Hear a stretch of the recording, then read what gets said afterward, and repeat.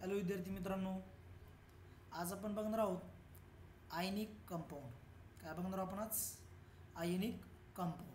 मग आयनिक कंपाऊंड नेमकं काय असतं ते आपल्याला या चॅप्टरमध्ये थोडीशी माहिती घ्यायची आहे. याच्याबद्दल जे आहे ते आपण मागच्या वर्षी पण म्हणजे 8व्या वर्गामध्ये पण तुम्ही शिकले आहात, पण इथे थोडंसं आपण डिटेल शिकणार आहोत. ठीक आहे, चला तर आता आपण आपल्या बोर्डकडे जाऊया. आता या बोर्डमध्ये आपल्याला दिसतंय की आपण दोन एलिमेंट घेणार. एक घेणार सोडियम, ठीक आहे, ज्याचा ॲटॉमिक नंबर किती आहे 11, आणि दुसरा घेणार क्लोरीन, ज्याचा ॲटॉमिक नंबर किती आहे 17. ठीक आहे, मग आता याचं इलेक्ट्रॉनिक कॉन्फिगरेशन काय आहे?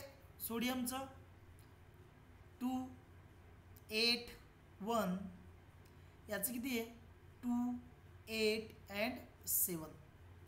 आपल्याला माहीत आहे जर आउटरमोस्ट सेलमध्ये मोर दॅन 4 असेल तर त्याला आपण मायनस कशामधून करतो? 8 - 7 करणार, बरोबर आहे की? कारण आउटरमोस्ट सेलमध्ये किती आहेत? 7 इलेक्ट्रॉन आहेत. मग ही किती राहील? व्हॅलन्सी 1 राहील, आणि याची व्हॅलन्सी किती राहील? जेवढी आहे तेवढीच. तर आता ही थोडीशी कन्सेप्ट समजून घेणे.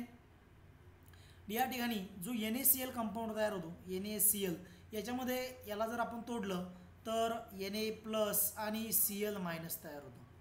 आता जो प्लस असतो याला म्हणत असतो आपण कॅटायन, आणि जो मायनस असतो त्याला म्हणतो आपण ॲनायन, किंवा याला बेसिक रॅडिकल सुद्धा म्हटलं जातं, आणि याला ॲसिडिक रॅडिकल सुद्धा म्हटलं जातं. ॲसिडिक रॅडिकल्स, ठीक आहे, हे आपण बघलेलं मागच्या चॅप्टरमध्ये शिकलेलो आहोत. तर आता हे नेमकं कशा प्रकारे होतं, इलेक्ट्रॉन गेन किंवा इलेक्ट्रॉन लॉस कसं होतं ते आपण इथं बघूया. ठीक आहे, आता याचं इलेक्ट्रॉनिक कॉन्फिग्युरेशन आहे 2. पहिल्या शेलमध्ये 2, दुसऱ्या शेलमध्ये 8, आणि थर्ड सेल जी आउटरमोस्ट सेल आहे त्यामध्ये 1. त्याचप्रमाणे क्लोरीनचा फर्स्ट सेलमध्ये 2, सेकंड सेलमध्ये 8, सेकंड सेलमध्ये 8, आणि थर्ड सेलमध्ये 7, म्हणजे याची व्हॅलन्सी किती आहे? 1 राहील. मग आता आपल्याला माहिती आहे एखादा एलिमेंट नॅचरली काय राहील? स्टॅटिक इलेक्ट्रिसिटी आपण शिकलो, बरोबर आहे. त्यात आपण काय पाहतो की प्रत्येक एका एलिमेंटवर काहीतरी एक इलेक्ट्रिसिटी असते, किंवा तो इलेक्ट्रिकली न्यूट्रल राहण्याचा प्रयत्न करतो. पण इथं काय होणार आहे की न्यूट्रल राहणार नाही, कारण इथं बघितलं आपण की Na+ आणि Cl- तयार झालेलं आहे, म्हणजे ती इलेक्ट्रिकली न्यूट्रल आहेत का? नाही. पण मग हा काय करणार की याला काय करायचे, जे आउटरमोस्ट सेल जे आहे ऑक्टेट कंप्लीट करायचे. काय कंप्लीट करायचे? त्याला ऑक्टेट कंप्लीट करायचे, आणि क्लोरीनला सुद्धा याचा ऑक्टेट कंप्लीट करायचं. मग हा काय करणार? हा जो एक शिल्लक इलेक्ट्रॉन आहे हा काय करणार? क्लोरीनला शेअर करणार किंवा देऊन टाकणार, लॉस करणार. इलेक्ट्रॉन शेअर नाही करणार, लॉस करणार. मग आता याने तो इलेक्ट्रॉन गेन केला की याच्याकडे इलेक्ट्रॉन किती होतं आउटरमोस्ट सेलमध्ये? कंप्लीट 8 इलेक्ट्रॉन, म्हणजे याचा ऑक्टेट काय झाला? आता कंप्लीट झालं. मग जर याच्या आउटरमोस्ट सेलमध्ये इलेक्ट्रॉनच नाही, याच्या आउटरमोस्ट सेलमध्ये इलेक्ट्रॉनच नाही, तर आउटरमोस्ट सेल राहिली का आता? तर ती आउटरमोस्ट सेलसुद्धा राहिली नाही. तर ती आउटरमोस्ट सेलसुद्धा राहणार नाही, आणि आउटरमोस्ट सेल राहिली नाही तर मग काय होणार की याचा सुद्धा ऑक्टेट काय होईल? इथं कंप्लीट होईल, आणि याच्यावर होईल 1 इलेक्ट्रॉन लॉस केल्यामुळे प्लस चार्ज, आणि याच्यावर 1 इलेक्ट्रॉन गेन केल्यामुळे मायनस चार्ज. आता असं का घडलं? याच्यावर प्लस चार्ज आणि याच्यावर मायनस चार्ज का आला? तर आपल्याला माहिती आहे NA पॉझिटिव्ह चार्ज असतील 11 आणि निगेटिव्ह चार्ज असतील 11. पण यानं काय केलं? 1 निगेटिव्ह चार्ज लॉस केला, म्हणजे उरले किती आता? 10च उरले. मग त्या 10 निगेटिव्ह चार्जनं 10 पॉझिटिव्ह चार्जला काय केलं? न्यूट्रल केलं. पण अजून 1 पॉझिटिव्ह चार्ज शिल्लक आहे, आणि तो आपल्या इथं दिसतो. तसंच या ठिकाणी पण होणार 17 पॉझिटिव्ह चार्ज आणि 17 काय आहेत? Negative charge. पण 1 इलेक्ट्रॉन गेन केल्यामुळे काय झालं? याच्याकडे निगेटिव्ह चार्ज किती झाले आता? 18, आणि 1 पॉझिटिव्ह चार्ज कमी पडला, आणि म्हणून आपल्या इथं काय दिसणार?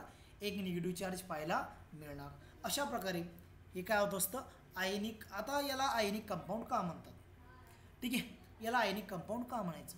कारण इथं यानं आयन्स तयार केली. बघा, कॅटायन आणि ॲनायन, बरोबर की नाही? काय तयार केलं त्यानं? आयन्स तयार केली. आणि ते आयन्स तयार झाल्यामुळे दोघांवर काय झाले अपोजिट चार्ज, आणि आपल्याला माहिती आहे की अपोजिट चार्जमध्ये काय असतं अट्रॅक्शन असते. अपोजिट चार्जमध्ये काय असतं अट्रॅक्शन असते, आणि म्हणून ते कंपाऊंड तयार होतं. त्या कंपाऊंडचं नाव काय मग NaCl. कंपाऊंडचं नाव काय राहील NaCl असं त्या कंपाऊंडचं नाव राहतं. सोडियम क्लोराईड आपल्याला सगळ्यांना माहीत आहे.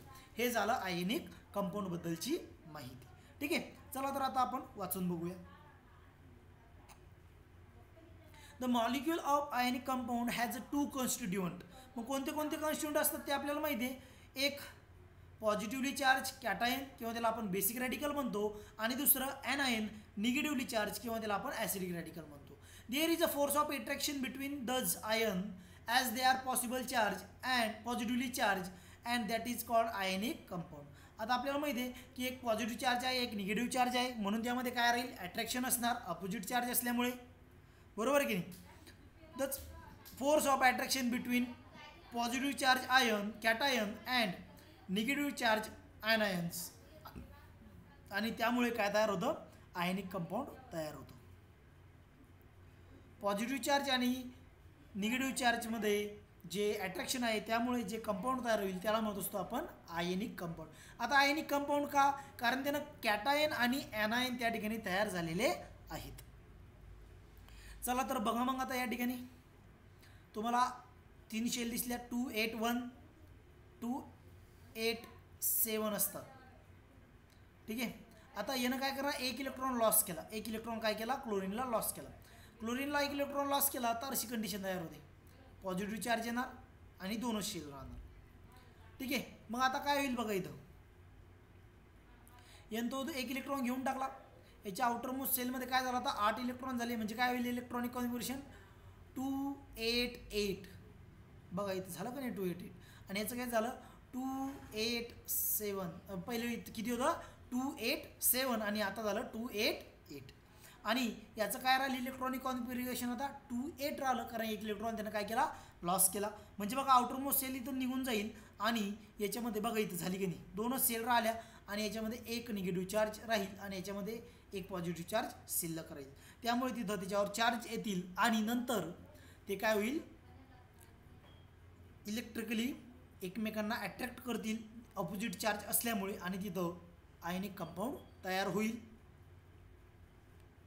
While studying static electricity, we have learned that there is a natural tendency of an body to change from electrically charged state into an electrically neutral state. मग याने काय सांगितलं की एक नेचरचा एक कंडिशन आहे कोणती, की जर त्याच्यावर इलेक्ट्रिक चार्ज असेल पॉझिटिव्ह चार्ज किंवा निगेटिव्ह चार्ज, तर तो काय करणार एक न्यूट्रल स्टेटमध्ये येण्याचा प्रयत्न करणार. काय करणार न्यूट्रल स्टेटमध्ये येण्याचा प्रयत्न करणार. Why then is an electrically charge ion form from electrically balance that is neutral atoms. आता विचारलं मग इलेक्ट्रिकली चार्ज आयन कसे तयार झाले, जसं इथं आपण बघितलं Na+ आणि Cl- कसं तयार झालं. ते तर पहिले कसे होते इलेक्ट्रिकली न्यूट्रल होते, बरोबर आहे नाही. इलेक्ट्रिकली न्यूट्रलपासून इलेक्ट्रिकली चार्ज आयन कसे तयार झाले. जनरली आपल्याला तर माहिती आहे की इलेक्ट्रिकली न्यूट्रल राहण्यासाठी एलिमेंट काय करत असतो इलेक्ट्रॉन लॉस किंवा गेन करत असतो, किंवा इलेक्ट्रिकली न्यूट्रल राहण्याचा प्रयत्न करतो. मग असं का घडलं, तर त्याचा आन्सर आपल्याला कुठं मिळणार इलेक्ट्रॉनिक कॉन्फिग्युरेशनमुळे. कुठे मिळणार त्याचा आन्सर आपल्याला इलेक्ट्रॉनिक कॉन्फिग्युरेशनमुळे त्याचा आन्सर आपल्याला मिळणार, की त्याला ऑक्टेट कंप्लीट करायचं होतं. दोन्ही पण एलिमेंटला काय करायचं होतं ऑक्टेट कंप्लीट करायचं होतं, म्हणून एकाने इलेक्ट्रॉन लॉस केला आणि दुसऱ्याने इलेक्ट्रॉन काय केला गेन केला. ठीक आहे, अशा प्रकारे ते होईल. आता इथे बघा the outermost shell of sodium and chlorine atom is not complete octet. मी तुम्हाला आता सांगितलं की त्याला कंप्लीट काय करायचं त्याचा ऑक्टेट कंप्लीट करायचं. सोडियमचे आउटर मोस्ट सेल कंप्लीट नाही, क्लोरीनचे आउटर मोस्ट सेल कंप्लीट नाही, आणि म्हणून ते काय करतील एक जण इलेक्ट्रॉन लॉस करेल आणि स्वतःची सेल ऑक्टेटमध्ये कंप्लीट करेल, आणि एक जण इलेक्ट्रॉन गेन करेल आणि ऑक्टेट कंप्लीट करणार. ठीक आहे, and electronic configuration with a complete octet indicate a stable state. आता ऑक्टेट जर कंप्लीट असेल तर ती स्टेट कशी असते एलिमेंटची स्टेबल स्टेट असते, त्यामुळे ते स्टेबल होण्याचा प्रयत्न करतील. Further ionic bond is form between positive charge Na+ and Cl minus ion, and therefore ionic compound NaCl very stability is form, high stability. आता पॉझिटिव्ह चार्ज आणि निगेटिव्ह चार्ज असल्यामुळं ते एकमेकांना जरी अट्रॅक्ट करतील पण ते कंपाऊंड इलेक्ट्रिकली कसं होईल, स्टेबल बनेल. काय बनेल, स्टेबल. आणि म्हणून हायली स्टेबल तिथं इलेक्ट्रिकली न्यूट्रल आयनिक कंपाऊंड NaClचं तयार झालेलं आपल्याला दिसतं. बघा तिथे NaClवर कोणताही चार्ज आता सध्या दिसत नाही आहे. ठीक आहे, कारण त्याच्याकडे एकाकडे एक पॉझिटिव्ह चार्ज शिल्लक होता, एकाकडे एक निगेटिव्ह चार्ज शिल्लक होता. तर कंपाऊंड कसं झालं मग आता, कंपाऊंड कसं झालं, न्यूट्रल. कंपाऊंड कसं झालं, न्यूट्रल. ठीक आहे. डिसोसिएशन. आता डिसोसिएशनचा अर्थ काय होतो माहिती का, डिसोसिएट होणं म्हणजे तुटणं, तुटणे. आता काय तुटणार की इलेक्ट्रॉनिक कंपाऊंड जे आहे, आयनिक कंपाऊंड जे आहे ते तुटणार आहे. आयनिक कंपाऊंड हे तुटणार आहे, त्याला म्हणतो आपण डिसोसिएशन ऑफ कंपाऊंड. आता NaCl ला जर आपण तोडलं तर Na प्लस अँड काय मिळतं आपल्याला, Cl मायनस मिळतो कोणी. NaOH ला तोडलं तर Na plus and OH minus आपल्याला मिळत असतो. बरोबर आहे की, त्याला म्हणायचं dissociation of ionic compound. Ionic compound का, कारण त्याच्यावर आयन्स, कॅटायन किंवा एनायन तिथं तयार झालेले असतात. आता बघा इथे एक्झाम्पल दिलेले आहेत आपल्याला, साल्ट अँड वॉटर. याला एक्झाम्पल घेऊ आपण.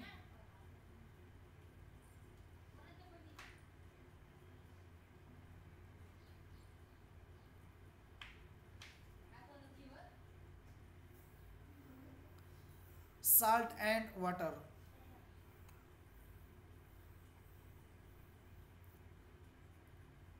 तुम्ही मिक्सचरचे प्रकार शिकलेले आहेत बघा, होमोजिनियस आणि दुसरा काय होता, हेटेरोजिनियस. होतं की नाही. मग होमोजिनियस मध्ये आपण आता बघू, पहिलं बघू. याच्यात आपण टाकलं वॉटर आहे याच्यामध्ये आणि साल्ट टाकलं. काय होतं, साल्ट याच्यात टाकल्या ते कम्प्लिटली काय होतं, NaCl. साल्ट म्हणजे NaCl ना, हे कम्प्लिटली डिसोसिएट होतं Na प्लस आणि Cl मायनसच्या फॉर्ममध्ये. कसं डिसोसिएट होतं ते, Na प्लस आणि Cl मायनसच्या फॉर्ममध्ये डिसोसिएट होतं. आता ते डिसोसिएट होतं नेमकं म्हणजे नेमकं काय होतं, ते जे NaOH चे मॉलिक्यूल आहेत, सॉरी H2O चे जे मॉलिक्यूल आहेत, त्या H2O चे molecule Na plus H2O Cl minus H2O, म्हणजे Na प्लस आणि Cl मायनसच्या मधात NaOH चे मॉलिक्यूल येऊन बसलेले असतात आणि म्हणून ते NaCl एकमेकांपासून दूर होतात, डिसोसिएट होतात, तुटतात. का तुटतात, कारण ते NaClच्या मधात कोण येऊन बसतं, वॉटर मॉलिक्यूल येऊन बसतं. या कंडिशनला आपण ॲक्वियस सोल्युशन म्हणतो. काय म्हणतो आपण, ॲक्वियस सोल्युशन म्हणत असतो.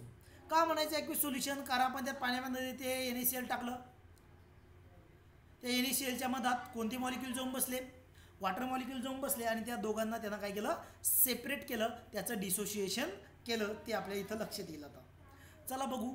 आता हे झालं मग कोणत्या प्रकारचं मिक्सचर होते, होमोजिनियस. कारण आता होमोजिनियस मिक्सचरमध्ये काय असतं बघा, की त्यामध्ये आपल्याला त्याचे फेजेस वेगळ्या दिसत नाही. होमोजिनियस मिक्सचरमध्ये आपल्याला काय होणार, फेजेस वेगळ्या दिसणार नाही. त्यानंतर वॉटर अँड शुगर. आता पाणी जर आपण साखर जर आपण पाण्यामध्ये टाकली तर ती पण विरघळते आणि ते पण कोणत्या प्रकारचं सोल्युशन तयार होतं, होमोजिनियस. कारण त्यामध्ये आपल्याला वेगळ्या सेपरेट ज्या फेजेस असतात त्या दिसत नाही. पण वॉटर अँड सँड आपण काय केलं, वॉटर अँड सँडचं जर सोल्युशन बनवायचा प्रयत्न केला, ही सँड आहे आणि वरती एक वॉटर राहील, म्हणजे एक फेज वॉटरची, दुसरी फेज सँडची, अशा दोन फेज तयार होतात. त्याला काय म्हणतो असतो आपण, हेटेरोजिनियस. काय म्हणतो आपण त्याला, हेटेरोजिनियस म्हणत असतो. ठीक आहे, हेटेरोजिनियस त्याला आपण म्हणणार. आता त्यानंतर वॉटर अँड सॉडस्ट. सॉडस्ट म्हणजे काय, आपण एखादं लाकूड कापल्यानंतर जो चुरा उरतो त्याला म्हणत असतो आपण सॉडस्ट. सॉडस्ट जर आपण बिकरमध्ये घेतलं, सॉडस्ट जर आपण बिकरमध्ये घेतलं तर काय होणार, सॉडस्ट वरती तरंगतं म्हणजे एक फेज तयार होईल सॉडस्टची आणि दुसरी फेज राहील H2O, म्हणजे दोन फेज तयार होईल. म्हणजे हे पण काय राहील, एक प्रकारचं हेट्रोजिनियस सोल्युशन राहील. हे तुम्ही शिकलेले आहात मागच्या वर्षी, पण एक त्याचा कन्सर्न आला म्हणून या ठिकाणी सांगून दिलं. And ionic compound form and aqueous solution on dissolving in water. म्हणजे आयनिक कंपाऊंड कसं तयार होतं की ते पाण्यामध्ये विरघळणार आणि आपण त्याला काय म्हणतो, ॲक्वियस सोल्युशन म्हणत असतो. आता विरघळणार म्हणजे काय होणार, Na वेगळा होणे आणि Cl वेगळा होणे. In the solid state oppositely charged ion in ionic compound are sitting side by side. याने काय सांगितलं मग, सॉलिड स्टेटमध्ये अपोजिटली चार्ज आयन हे एकमेकांपासून कसे राहतात, सेपरेटली बसलेले असतात किंवा सोबत सोबत बसलेले असतात असं आपण म्हणू शकतो.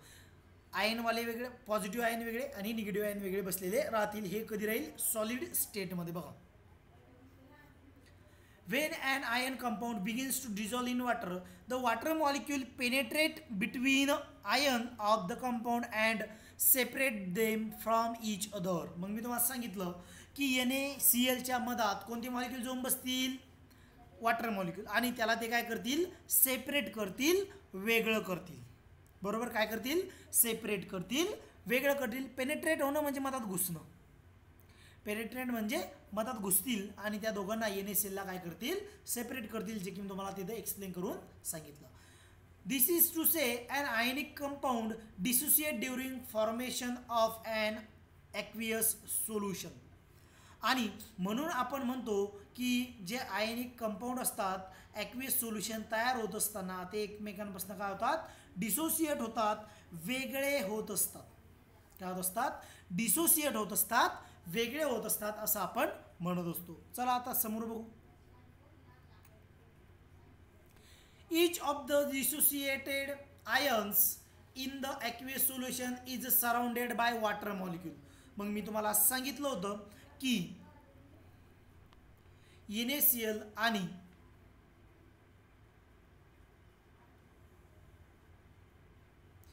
NaClच्या मधात कोण जाऊन बसतील, H2O चे मॉलिक्यूल जाऊन बसतील आणि त्याला ते काय करतील, सेपरेट करतील. काय करतील, सेपरेट करतील. मग परत बघा, each of the dissociated ion in aqueous solution is surrounded by water molecule. Water molecule काय करतात, त्याला सराउंड करतात, सेपरेट करतात. ठीक आहे. This is state indicated by writing aqueous meaning AQ meaning aqueous on the right of the symbol of the ion. त्याने काय सांगितलं की आयनच्या सिम्बॉलच्या बाजूला आपण काय लिहिणार, NaAQ असं जर लिहिलं तर याचा अर्थ ते पाण्यात काय आहे, विरघळलेलं आहे आणि त्याच्यावर चार्ज कोणता असेल, मग पॉझिटिव्ह चार्ज राहील. बघा इथं दाखवलेलं त्यांनी सोडियम क्लोराईड.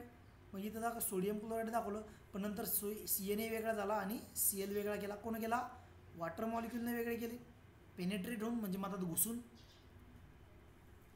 आता बघा, NaCl सॉलिड स्टेटमध्ये म्हणजे पाण्यात टाकायच्या आधी पाण्यात टाकलं, डिसोसिएट झालं म्हणजे वेगवेगळं Na+Cl- झालं. आता Na+ झाल्या त्याच्या साईडला काय लिहिलं आपण, ॲक्वियस, आणि इथं पण काय लिहिलं, ॲक्वियस. कारण काय की त्याच्यामध्ये पाण्यामध्ये ते कसे आहेत, कम्प्लिटली विरघळलेले आहेत असं आपल्याला इथं लक्षात येतं. म्हणून AQ तिथं लिहत असतात. ॲक्वियस मीन्स पाण्यात विरघळलेलं. अशा प्रकारे आपण काय बघितलं, डिसोसिएशन बघितलं. काय बघितलं आपण, डिसोसिएशन बघितलं. हे तुम्हाला कळालेलं असेल तर अरेनियस थिअरी आपण नेक्स्ट पार्टमध्ये बघूया. ठीक आहे. थँक्यू.